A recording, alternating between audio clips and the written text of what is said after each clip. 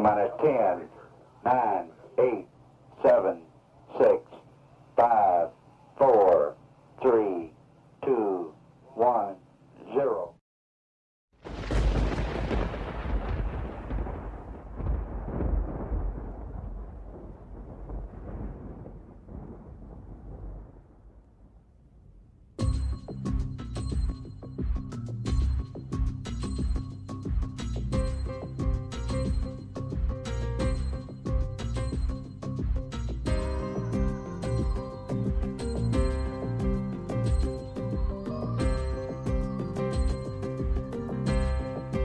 Welcome to the Sacred Division.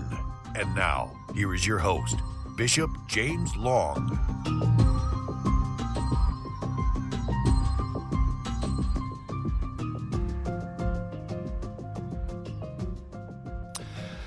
Well, all right. Hello, everybody, and welcome back to the Sacred Division. Bishop James Long with you, and I'm really excited about today's show. We have a whole lot to go over, guys. And so I promise you, we're going to try to get through as many articles as I can, because there are a lot. But I do have a very special guest on for today's show, and she will stop by from time to time as well. So don't worry about that. So everybody, why don't we say hello to the one and only Miss Wilma.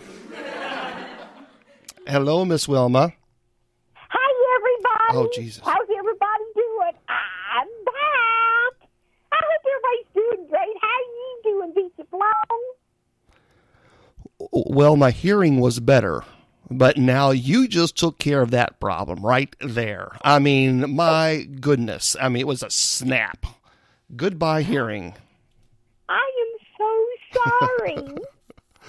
It has been a long I time. apologize for your hearing, but I just want to say howdy to everybody and let them know that I am back. Well, and I do hope that everyone is able to hear you, and later on, I'm sure people will be able to tell me, because right now I'm kind of learning how to do this. So I'm learning how to configure all this stuff. So hopefully, you know what? I need to take a picture. Seriously, this is sad, but I need to take a picture of the configuration, because if I don't, then I won't remember what in the world I did. That's the problem. Isn't it sad, Wilma? No, because you got so many buttons to push. It's all that. I wouldn't know where to begin. Well, you push I my buttons, that's for sure. You're pushing my buttons every day, I tell you. Okay, so... Well, I did offer to come over a while ago and, push the button. No. I like I said, I don't have that much anxiety medicine. I really, really don't. So why don't we... Okay, for those of you who don't know, because you're going to listen to this show later on podcast. So you're not listening. Many of you are not listening live. So later on, you'll listen to the show. And Miss Wilma is a friend of mine. We've been actually family. We've been friends for years and years and years and years. And we used to do the Sacred Division together a long time ago. But health issues came about, technology issues. I mean, there were just so many. It was like, oh, forget it. It's just too much of a hit. It's like one thing after another.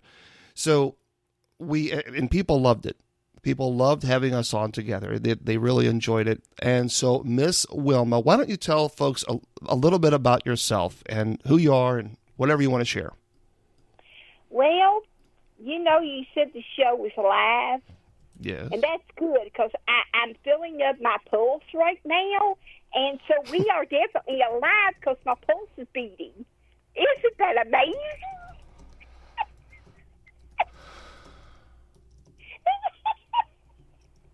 I mean, we are really actually alive.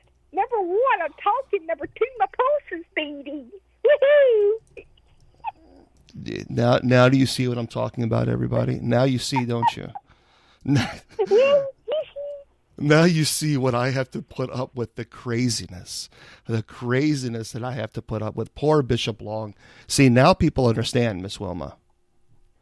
Everybody thinks that Miss Wilma is just innocent and so sweet. And let me tell you something. Okay, I'm sure you have jokes.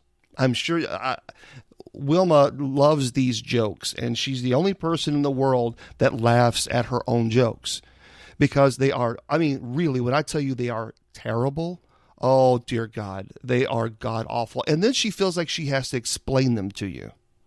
And that's the sad part about the whole thing. But, okay, all right. I'll let you redeem yourself, Miss Wilma. Do you have any jokes? Well, oh, boy. Well, I'm a little upset right now. I got to thinking of something. Oh, boy. And I'm really concerned, you know. I mean, it's all right. But I was talking, you know, there's this student. She was trying to find her keys. And you're not going to believe where her keys was at. It was on the piano. Get it? Piano keys? She couldn't find her keys. So how easy was that when she looked at the piano? Da-da! There's the keys. Oh, God. The keys are at A, B, C, D, E. There ain't Okay. no E, is there? See, I know it's do, re, mi, fa, sol, la, ti, do. Oh, my. I don't, Oh, is boy. there an E? I don't know all my. I don't know how to play guitar. I know there's no E. Guitar, no, you just said piano. Uh-huh. Now you're singing guitar. Well, I have a guitar. I don't have a piano. Well, I got a piano and a guitar, but I don't have to play them. But I'm just talking about the keys. I don't know the notes. Again, everybody, I do really seriously. I do apologize. I told you, I told you, but this is Miss Wilma. She loves her, well, jokes. Well, anytime you lose boy. your keys, I'll look on the piano and see if they're there. Oh, wait a minute. You don't have a piano. You can't lose your key, those kind of keys, can you? No, I don't have a piano. I can't play the piano at all. I wish I could. I play it by ear, but I don't really, you know, I don't. No. Well, how come you don't play it with both ears? Why does it have to be just the ear? Don't you have two ears? You said you play by ear. Well, you got two of them. Can't you just say I play by ears? Are you leaving one of your ears out? I am really sorry, everybody, for that you have to listen to this, and I am very sorry that I have to go through this.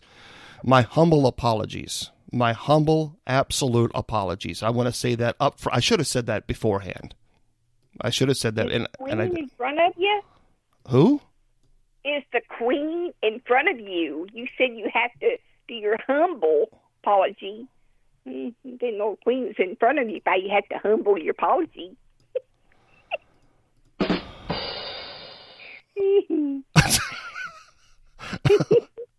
Okay. Well, okay, so Speaking folks. of queen, would Oh, you boy. wave at her if she was standing in front of you or bow down to her? Would I wave? Well, bow down to her. I mean, I don't get it. I mean, she's not my queen. Why should I bow down to her? So you wouldn't You bow know? down. You wouldn't bow down to her. Now, if I went to England, you know, I'd be proper. But if she came to American, you know, to ear, I mean, you know, she's not my queen. Why would I want to bow down to her? So you wouldn't say, "Oh yes, you're the greatest in the world." Well, she ain't my greatest because she's not my queen. Man, Wilma, you are just—I tell you what, you are in rare form today. Truly in rare form. I mean, it is just. I'm going to have to hold on, everybody. 1 second. Let me just pour this drink. And okay, whew. I think I'll be able to feel a little better now. What drink you having? Well, let me tell you, don't you want to know? Don't you want to know? So, but I have a lot to go over today. And one of the things that, and I know this is going to get your goat. All right. It's going to get your goat. I know it's going to. Listen to this. So this is an article from the Daily Beast. And it says here, what the hell is China doing on the dark side of the moon? Well, 1 year ago last month, a Chinese robot touched down on the dark side of the moon. It was the first probe to land on the side of the moon that permanently faces away from Earth. as both bodies circle around the sun. And if Beijing realizes its ambitions in coming years, it won't be the last time it makes history and threatens U.S. dominance in space. The Chang'e 4 probe and the Yutu-2 rover it carried have stayed busy photographing and scanning minerals, cultivating cotton, potato, rapeseeds, growing yeast, and hatching fruit fly eggs in the moon's low gravity. Now, the experiments are intriguing in their own right, but China's real agenda is more than scientific. For decades, Beijing has been building the infrastructure for an eventual manned mission to the moon, effectively duplicating what the United States achieved in 1969 and hopes to achieve again before 2024. Now, the reason for this later-day space race is really unclear. Space has always been symbolic of leadership, though prestige that translates into a strategic influence. Joan Johnson Freese, a space expert at the Naval War College in Rhode Island, said. Now, he said that she said China seeks to be acknowledged as technology leader in Asia, and there's no more visible place to do that than space. Now, while the current high-profile U.S. moon mission is mired in Trump-era politics, China keeps plodding forward with fewer bold pronouncements and more actual accomplishments. As Chang'e 4s and Yutu-2 work away, the China National Space Administration is quietly planning a follow-up probe. Chang'e 5 would blast off this year, unlike the one-way Chang'e 4, which is limited to bouncing back data via relay satellite. Its successor is designed to collect samples and now bring them back to Earth. So really the question is what's going on here? And we gotta ask ourselves, what is China doing and why are they focusing only on the dark side of the moon? Remember, the dark side of the moon, it never ever rotates to where the Earth, what we can see what's going on in the moon. Unless we have to put a satellite, which we don't have a satellite up there. What satellite basically is low Earth atmosphere. So the question is, what are they doing? What are they hiding? Why have they chosen to be on the dark side, the permanent dark side of the moon, where that side never, ever, ever sees sunlight, where it never faces Earth? So we can't really see what they're doing. That raises an interesting question. What do you think about that, Miss Wilma? Did you say that China had brought a robot over here? Is that what you just said earlier? No. China has already landed a robot on the moon, and it is currently doing, quote, scientific experiments. But now, this year, they are going to launch a rocket, and they are going to land a robot on the moon, which, by the way, is the dark side of the moon. Remember that the dark side of the moon doesn't face Earth. So we can't see what they're doing. We'll never see what they're doing because it's on the dark side of the moon. It's always facing opposite of Earth. So what they're going to do this year is they're going to send a rocket up. They're going to send a robot. It's going to land on the dark side of the moon. Supposedly it's going to collect minerals, but this time it actually is going to come back to Earth. And they're going to collect all the information. The robot that they have up there now is not going to come back to Earth. It's a one-way ticket. It stays up on the moon. It doesn't come back home. But this new one, the Chang'e 5, that's the name of the robot, it's going to go there, and it's going to collect stuff, and then it's going to come back down to Earth to China. What do you think about that? Well, they do that. They are tell what they're going to bring back down because they don't know exactly what all they're collecting. And they already have this one, is it the flu or something that when people went over there. Coronavirus? And they're bringing it back. Yeah, the coronavirus? Yes. So we don't know what all they're going to bring back and then give other people in China, Because they don't know what all they're going to be bringing back. They're collecting stuff, but they're not going to think, hey, wait a minute, we don't really know what all's on this, Right. Yeah, and that's the thing. We don't know what they're collecting. We don't know what their goal is, but we do know that they are on the dark side of the moon, and we know that they're not they're not going on the other side so that we can see what they're doing. So they're hiding something. We don't know. We don't. But I find it interesting, though. I do find it very interesting that China has launched this robot to land on the moon, which is on the moon now. And now Trump has just recently said that we have what's called a Space Force now. So he created the Space Force. And I just kind of wonder, what do they know? They obviously know special intelligence. So they have intelligence that we don't know what's going on.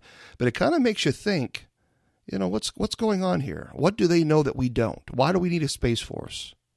Well, I was watching something on TV this afternoon, and I didn't catch it all, but they was talking about blood in space. It's supposed to be on tonight, but I was looking for the channels, and I didn't catch where it's going to be at.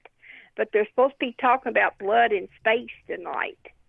But I don't know. I couldn't find it. So, we'll have to see, keep searching to see what they're going to talk about. Because that don't sound good, blood in space. Well, the only thing that I know about the blood in space is that the new space dangers, they're found in astronaut blood. A new study from NASA identified a new danger. Low gravity can make blood flow stop and actually go in reverse in some astronauts. So having your blood flow in a reverse definitely doesn't sound appealing. And so this discovery now raises additional alarms about the dangers in long term of space. So that's what I have heard. That's the latest thing. But so this is a new show? Yeah, I didn't catch it all, and when I walked back into the living room watching it, and all I could catch was "Don't miss tonight's episode," and they'll be talking about the blood in space. So we can look further into that later and see what it was on and what they're talking about. Oh, that's interesting. Yeah, we'll have to check it. We'll take a look at that after we're done here because. Yeah. I tell you what, guys, this, and again, today's Thursday. So today, on Thursday, we kind of, we don't really talk much about politics, although we do know that, the recently of the Trump being acquitted, but we're not going to go, look, it's done. It's over with. It's finished. We're going to move on. And I got to talk about this one because this, oh my goodness. Now, Wilma, I think you're not going to like this. And I think many of you who are listening to this, you might really think, what on earth is going on? So if you're listening to this later on in podcast, listen to this story. My gosh. Indiana University. Oh, okay, wow. So this is by Blair Nelson. He's a campus correspondent. Indiana University defends Sex Fest featuring BDSM, demo, kink, and sex toys. BDSM, I think it's like bondage, and I think it's sadomasochism or something. I think that's what it's called, where they whip people, and apparently they like that. But listen to this. Man, this is crazy. Indiana University is hosting a 3-day event called Sex Fest. And the second night offered BDSM demonstrations, including a man whipping a tied-up woman in public. And apparently people like that. So there's a new video and photos out of Indiana University showing an individual being publicly whipped. And she's practically naked as part of a university-sponsored Sex Fest. So there are people who like to be whipped, spanked, but with a paddle. The Indiana University Health Center's 3-day 4th annual Sex Fest includes booths showcasing various sex toys and flogging mechanisms, complete with diagrams showing students how to use them. And some of the exhibits include free cupcakes and contraceptives, as well as a free HIV testing, according to the Indiana Daily Student. Attendees also receive T-shirts that say, "I love sex." On Tuesday, Debbie Herbenek hosted Lex Brown James, a licensed marriage and family therapist, on a panel called Kick Off to Kink. So Wednesday's events included a kink workshop and educational booths demonstrating the safe use of different sex toys that you can use. Students were also invited to a workshop on contract development and boundaries and how to use those sex toys. Student Congressman Matt Amon tweeted a video of part of the event in which included a man whipping a woman while she was all tied up. And Almond shared the video with Campus Reform. Campus Reform, by the way, obtained exclusive photos of other parts of the event from Wednesday night showing tablets at the event full of whips and tables, paddles of female sex toys and other sex objects. One table contained a flyer that listed different types of toys, and which included a clothespin, a nipple pump, all this other stuff. We're not going to go into all this. Another flyer asked attendees to circle things you want to know about and cross out things you don't want to know. Among the other options to either circle or to cross out is bondage category, where rope, leather cuffs, cages, collar, lead. In the sensation place category, electricity, hair pulling, scratching, mind, F is the word. We're not going to say that. And exhibitionism were among the other options. So this was actually, and I'm seeing a couple of pictures of the event. And when I tell you that they had sex toys, I mean, they had it all. Anything and everything that you can possibly think of.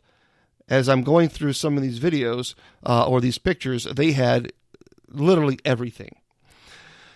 So the question is, Miss Wilma, what do you think about this? Do you think that the university, Indiana University, should have had this sex event, basically, and giving out free T-shirts that says "I love sex"? Why not? No. When what they see. I guess I'm too old-fashioned for that. But when you have sex, that's supposed to be beautiful, and it's supposed to be in your bedroom privately. But these young kids at this university should not even be thinking of all that. They're supposed to be going to school. They can have parties, yes. They can, but all these tools and things they have, weapons and stuff on the table. Yeah, that's just saying, okay, go ahead and do it, no.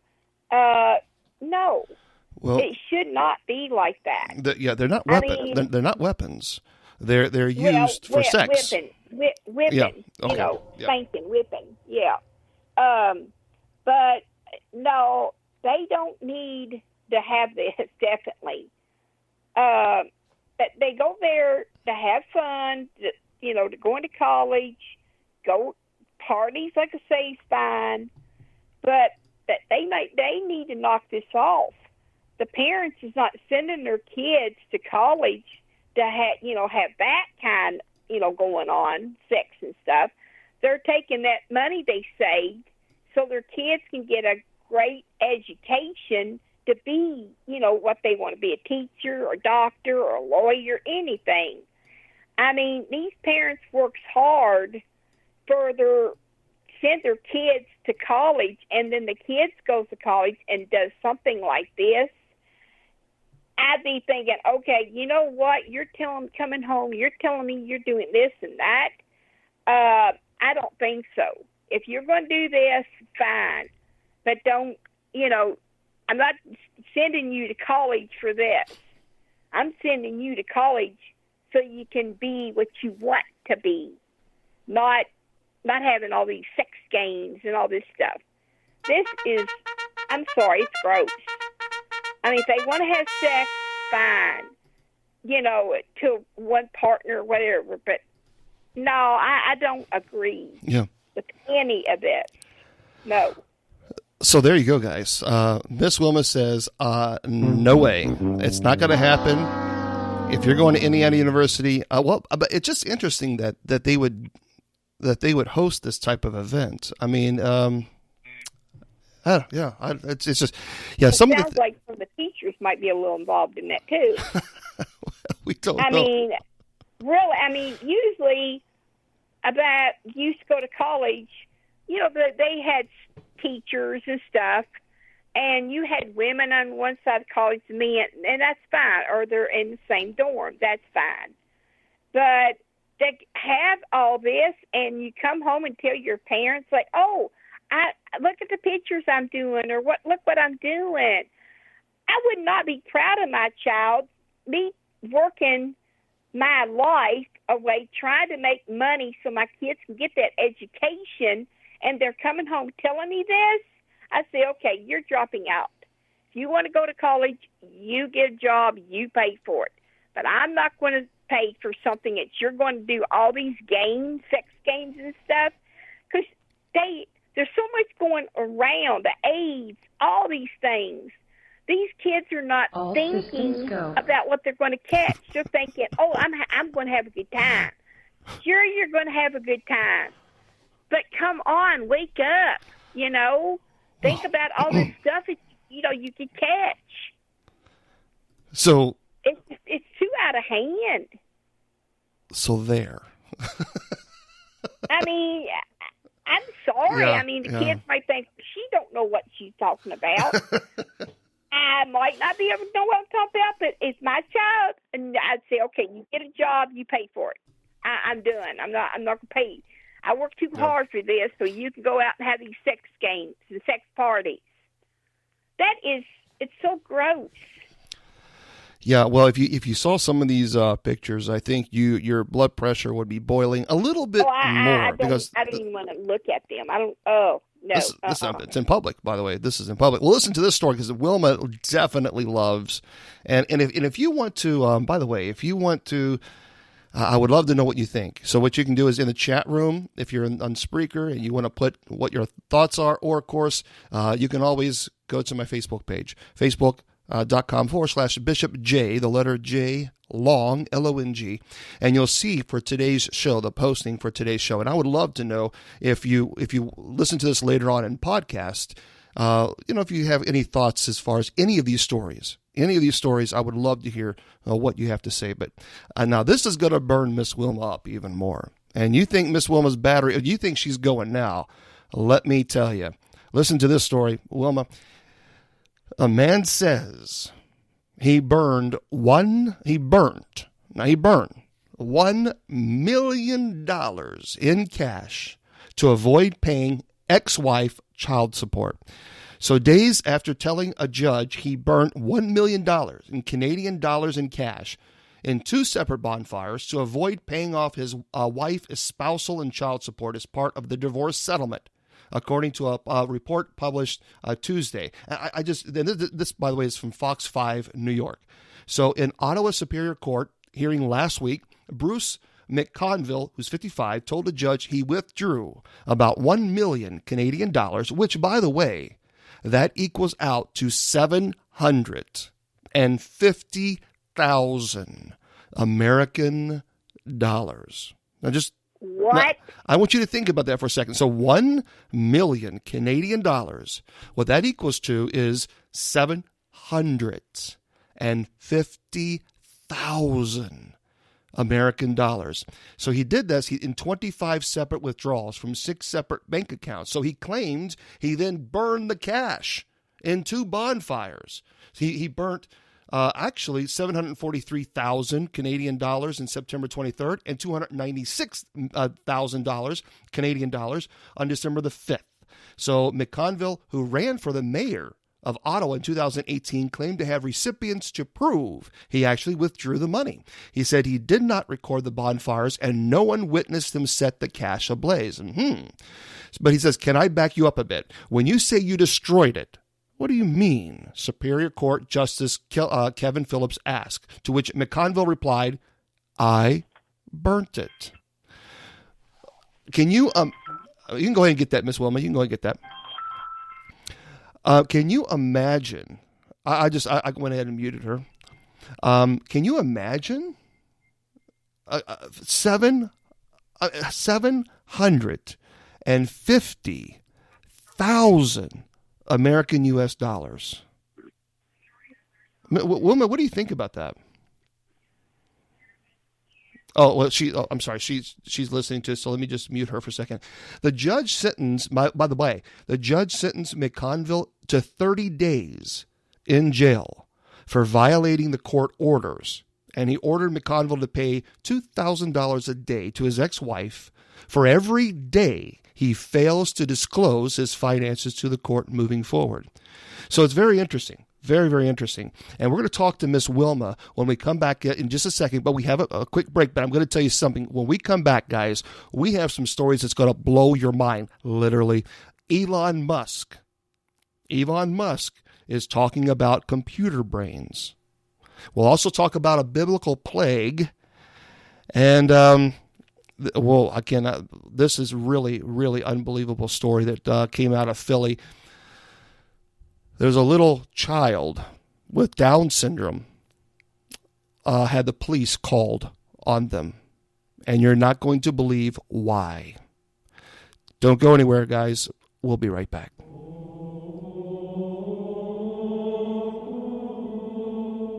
Bishop Long, as seen on Ghost Adventures, the History Channel, National Geographic Channel, and many more, is proud to announce his online demonology course.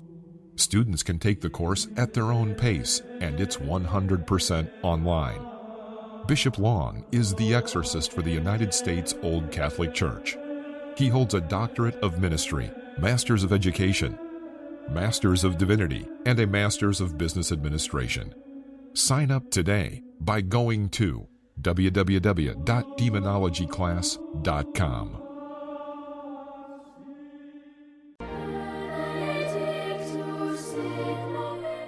The Sacred Division is proudly sponsored by the United States Old Catholic Church, an all-inclusive Catholic sacramental faith community. For more information, check us out on the web at www.usocc.org. The United States Old Catholic Church, focusing on diversity.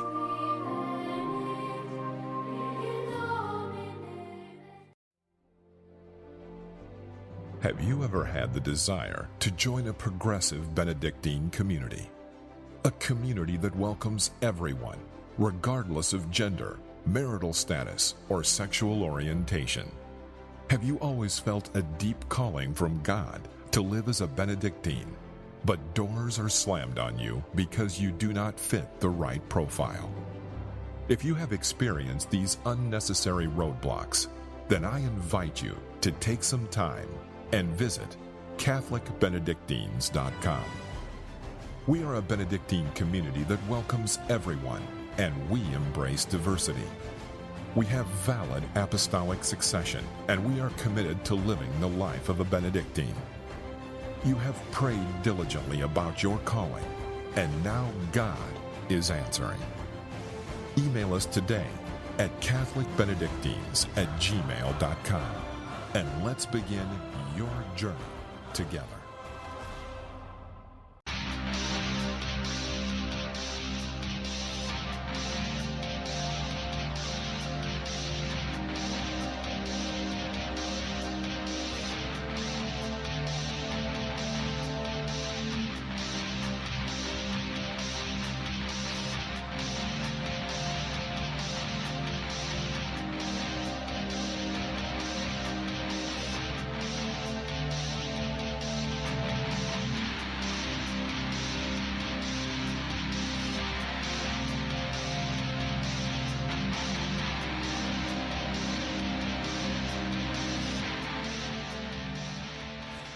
All right, everybody, welcome back to the Sacred Division, and we really appreciate you guys listening and supporting the network. Please, I ask that share the podcast with everybody, that all your friends and your family. Let them know about us, because that really is the only way that we're going to get the word out. I can only do so much advertising on my Facebook page and social media. It will only reach the people who follow me. So do us a huge favor, if you would, please go ahead and share the podcast page. You can actually go to Spreaker.com/Bishop James Long.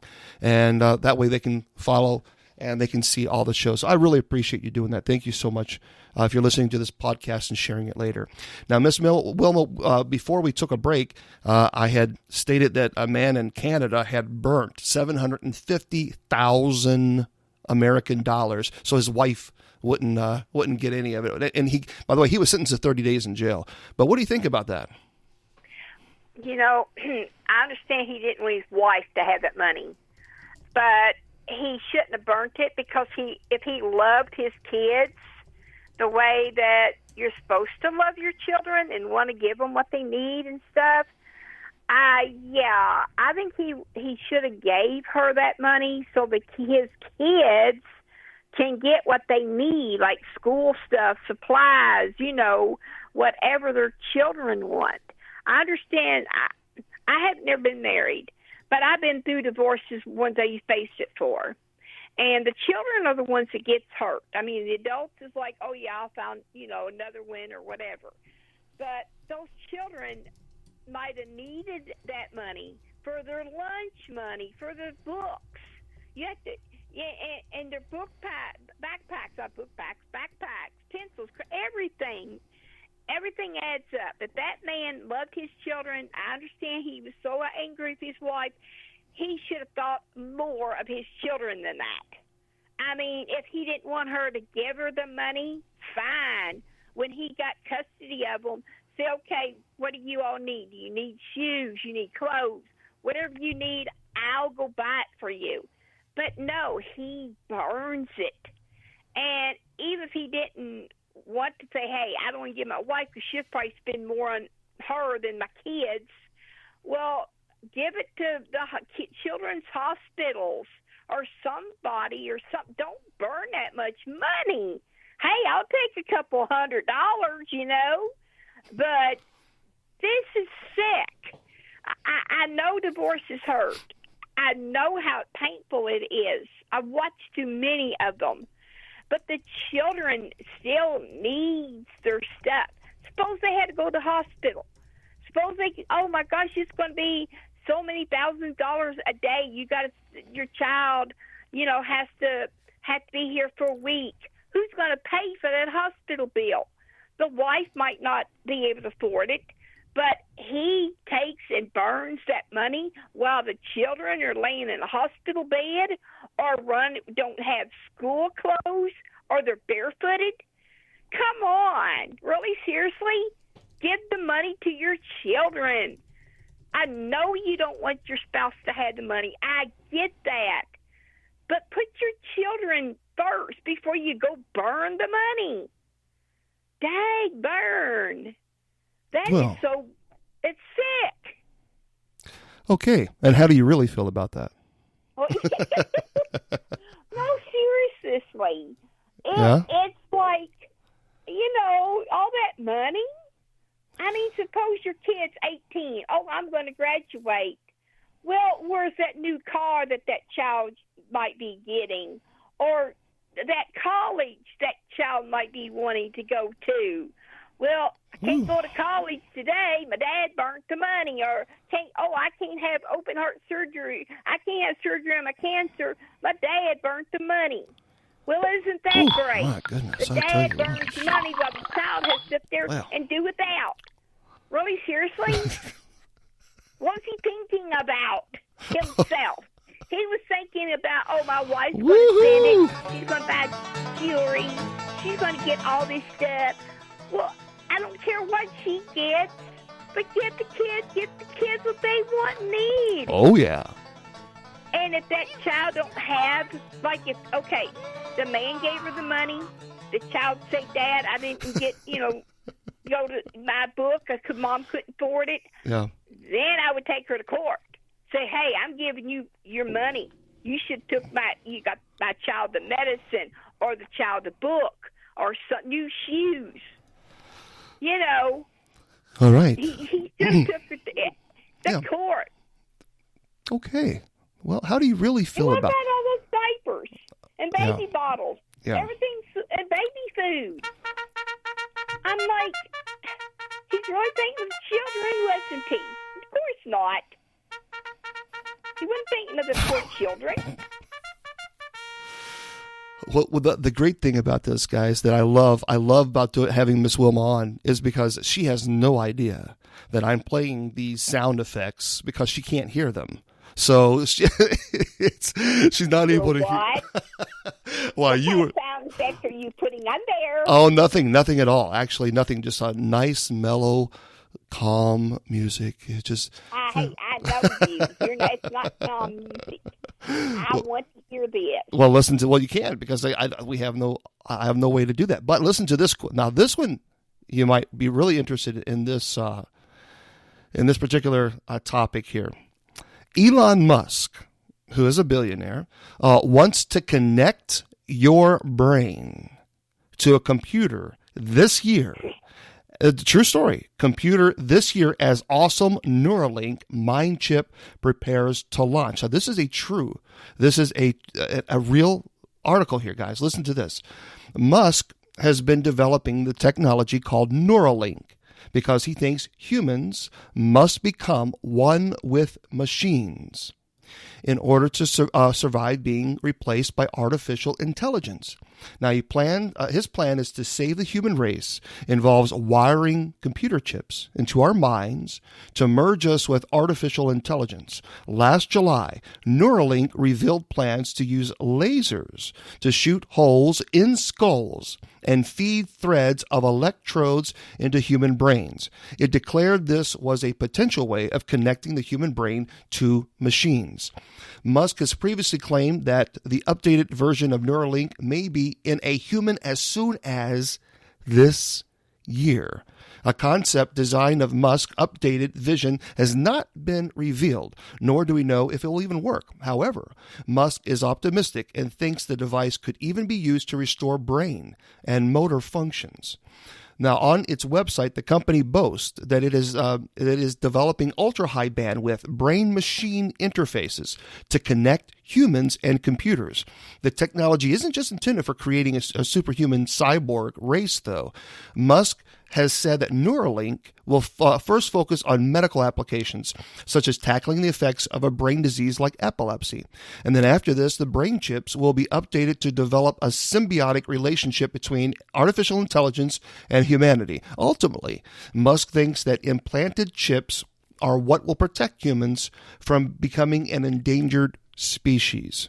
Now, some people think, oh my gosh, this is just the most absurd thing in the world. But let me tell you something. Elon Musk is a billionaire, and he is actually quite successful. He has his rockets that is doing very, very well. He is working on trying to put a rocket and man on Mars. He's doing look, his business is phenomenal. It really is. It's phenomenal. And this is not... Let me just say this. Neuralink is not a new idea. This idea has been thought about by many people, especially, now get this, especially the thinking is, have you ever wanted to play guitar? Have you ever wanted to play piano? Or have you ever wanted to learn a language? Have you ever wanted to learn math? Well, Elon Musk says with this Neuralink that eventually you can download software programs into your brain with this device implanted in your brain that all of a sudden, if you want to learn piano, now you can play piano like Beethoven. Or you can sing like the whatever, or you become a mathematician. Or you want to learn a language, you can learn it in 30 seconds by simply downloading a program into this device that's implanted in your brain, and it automatically then you know how to speak Russian, and you've never studied Russian a day of your life. So this is a really serious now, in all seriousness, because it sounds silly, but in all seriousness, there are big financial backers with big bucks, lots of money, billionaires, who are actually very interested in investing in this type of company because he's selling it. Elon Musk is selling the idea to help people, like he said, who have brain damage or who have epilepsy. So his thought is that you can have this device and it could help either cure, fix motor functions. You have a stroke and you're able to connect to artificial intelligence, to a computer, and it's able to fix those motor skills. I don't know. To me, now, Miss Wilma, I don't know about you, but this is a big no-no.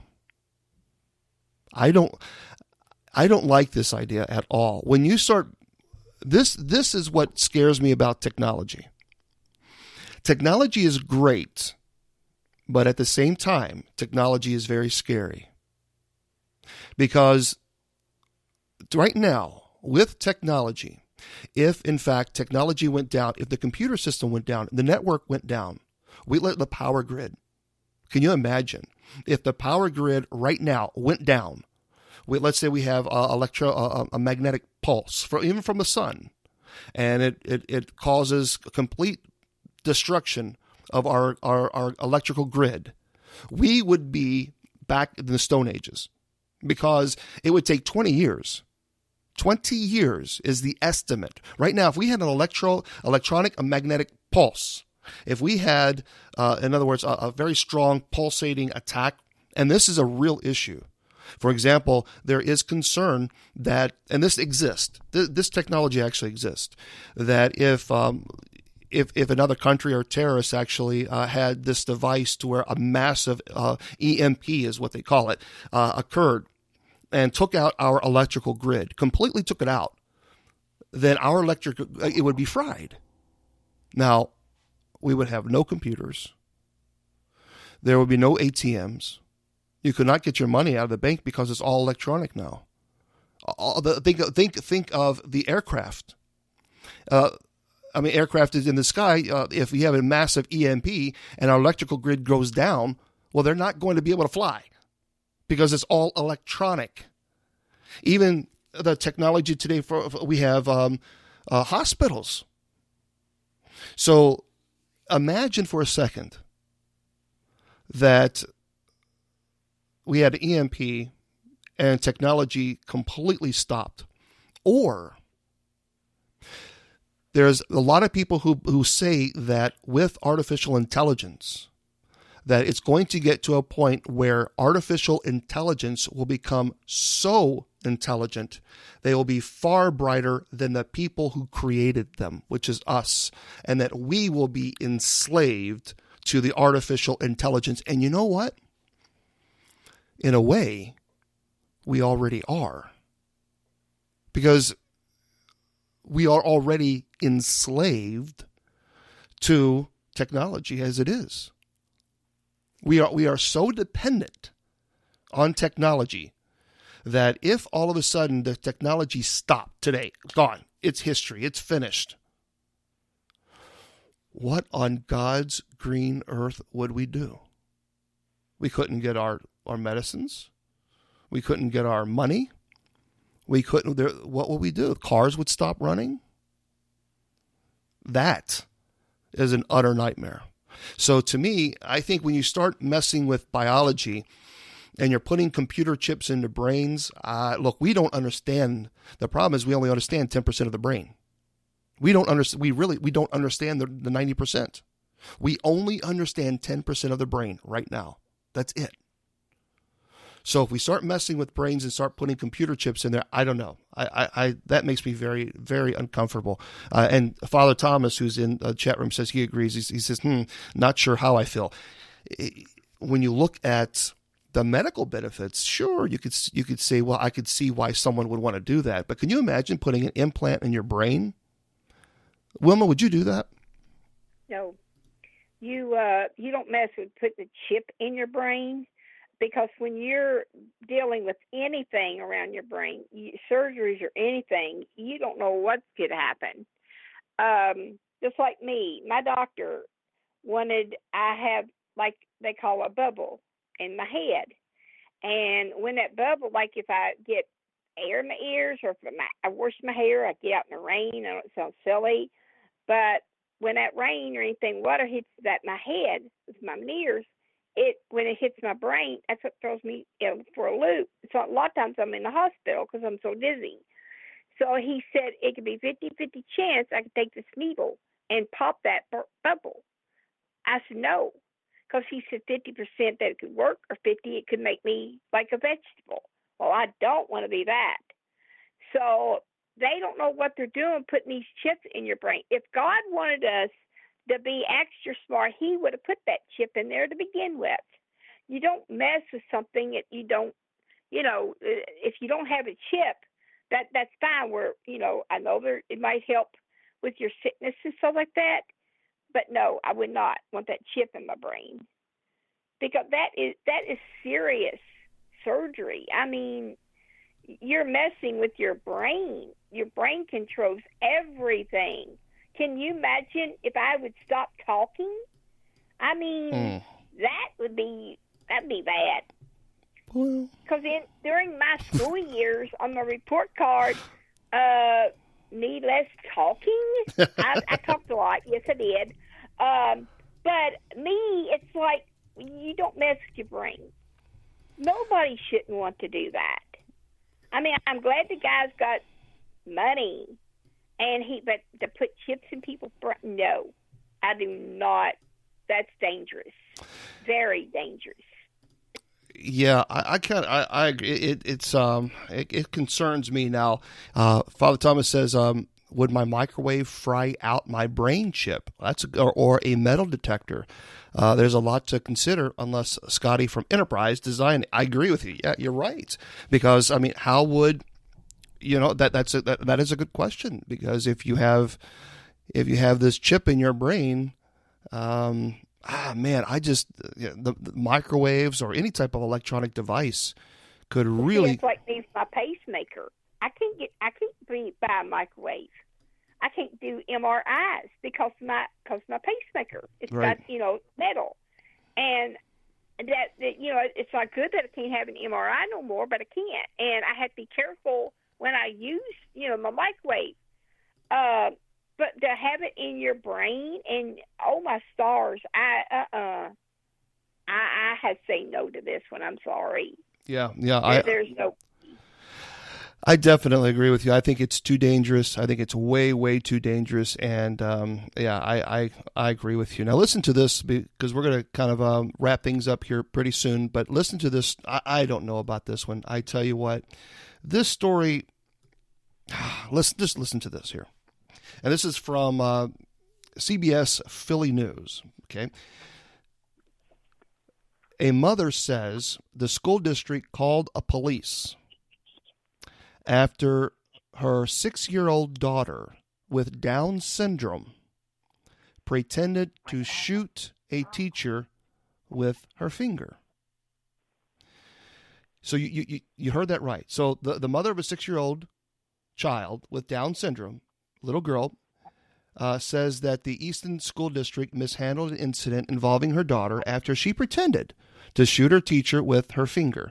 Maggie Gaines says 6-year-old Margot, a student at Valley Forge Elementary School, now has a police report on file. Now, in November, Margot became frustrated and made a gesture that sparked a disciplinary investigation. So the school district calls it a threat assessment.